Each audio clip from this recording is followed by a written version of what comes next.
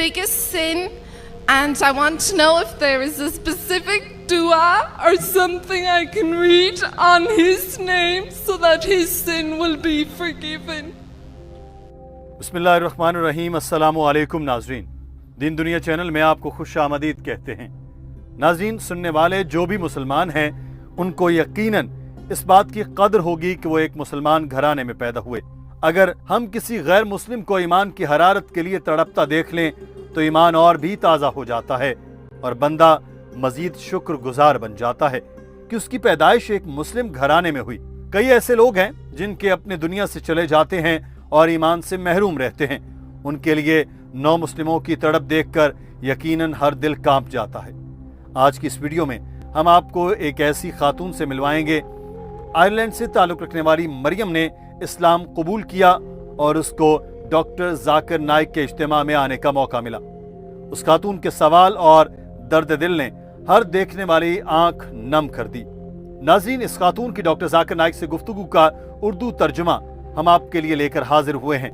Doctor Zakir Naik से इस खातून ने गुफ्तगू का आगाज किया और कहा कि मैं मुसलमान हो चुकी हूँ, मगर मेरे मरहूम वालिद मुसलमान नहीं हुए और उन्होंने कभी कलमा भी नहीं पढ़ा।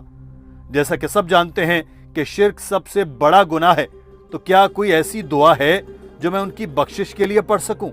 नाज़रीन, ये सवाल करते हुए वो खातून फूट फूट कर रो पड़ी।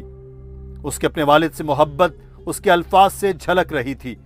आपको वो मनाजिर दिखाते हैं। Assalamu alaikum. My name is Miriam Sharif.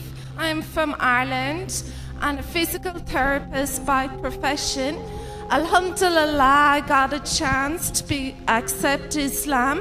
But my question is, my father never got the chance, and shirk is the biggest sin. And I want to know if there is a specific dua or something I can read on his name so that his sin will be forgiven. Doctor Zakir Naik ने जवाब दिया कि कुरान पाक में लिखा है कि अगर अल्लाह चाहे तो हर गुनाह मुआफ कर सकता है, मगर शिर्क ऐसा गुनाह है जो मुआफ नहीं किया जा सकता, क्योंकि जो शख्स शिर्क करता है वो सबसे बड़े गुनाह का सजावार होता है। अगर कोई शख्स जो शिर्क करता है लेकिन मरने से पहले वो तौबा करता है तो अल्लाह बख्शने वाला है, लेकिन अगर वो मुशरिक ही मर गया तो उसकी बख्शिश नहीं हो सकती। ये कुरान पाक में भी लिखा है कि हजरत इब्राहीम ने जब अपने मुशरिक वालिद के लिए दुआ की थी, कहा गया कि जब मुशरिक शख्स जिंदा हो तो आप दुआ कर सकते हैं कि अल्लाह उनको हिदायत दे, लेकिन अगर वो शख्स मर जाता है और तौबा नहीं करता तो वो बख्शिश का हकदार नहीं हो सकता। हजरत इब्राहीम के वालिद तो इस्लाम कबूल नहीं कर सके, मगर उनके दोनों बेटे हजरत इस्माइल और हजरत इसहाक अल्लाह के पैगंबर बन गए। तो बहन, मेरी दरख्वास्त है कि आप ये दुआ करें कि आपकी औलाद इस्लाम में आला मकाम पर पहुंचे। Sister, the Qur'an says in Surah Nisa chapter number 4 verse number 48, Surah Nisa chapter number 4 verse number 116, that if Allah pleases, He may forgive any sin, but the sin of shirk, He will never forgive. Because a person who has done shirk has committed the most heinous sin. So if the person is doing shirk and before he dies, if he repents, inshallah Allah will forgive. But if he dies as a mushrik, he is destined for hell. There is no other option.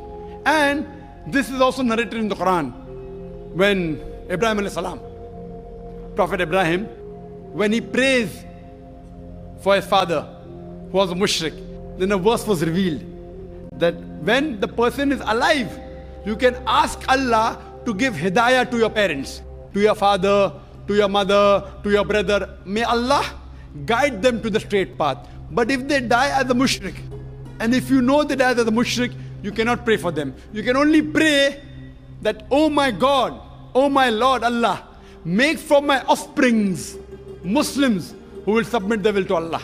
नाजरीन, इस इज्तिमा में मौजूद एक और शख्स ने doctor Zakir Naik से बड़ा अहम सवाल किया और पूछा कि इस्लाम में पहले पहले ये इजाजत थी कि गुलामों को रखा जा सकता था और उनसे इज़दवाजी ताल्लुकात जैसे ताल्लुक भी बनाए जा सकते थे।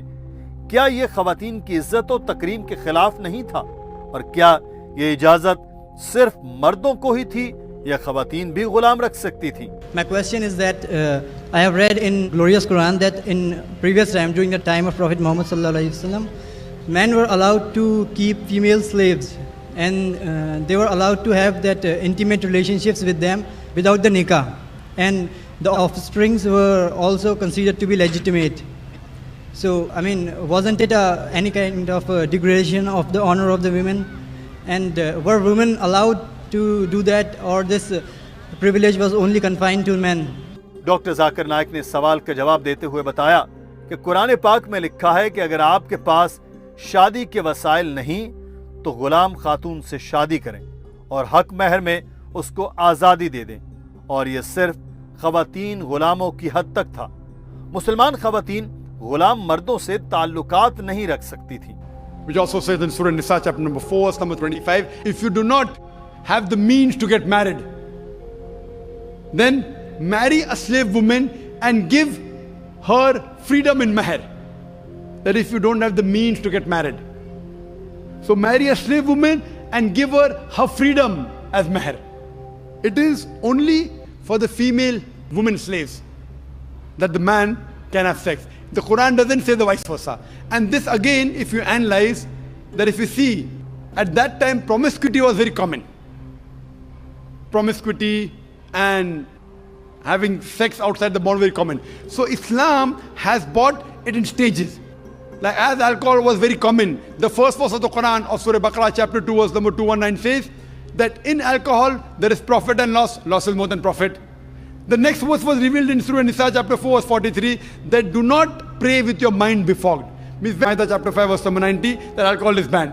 डॉक्टर जाकिर नाइक ने बताया कि इस दौर में इज़दवाजी रिश्ते से बाहर ताल्लुकात बहुत आम थे, लोगों को उसकी आदत थी, तो इस्लाम ने मरहलावार ये सब चीजें खत्म की। जैसा कि शराब के बारे में पहली बार हुक्म में कहा गया कि शराब में फायदा और नुकसान दोनों हैं, मगर नुकसान ज्यादा है। इसके बाद हुक्म आया कि शराब पीकर इबादत न की जाए। उसके बाद तीसरे हुक्म में शराब पीने से मुकम्मल तौर पर रोका गया। डॉक्टर जाकिर नाइक ने मौजूदा सूरत हाल का हवाला भी दिया और बताया कि दुनिया में गुलामी पर पाबंदी लगा दी गई है, मगर गुआंतानामो बे में क्या हो रहा है, जंगी कैदियों के साथ जिस तरह का सलूक किया जा रहा है, इस्लामी कवानीन तो इसके कहीं ज्यादा बेहतरीन हैं। इस्लाम में इज़दवाजी रिश्ते के अलावा कहीं भी ताल्लुकात कायम करना गलत है।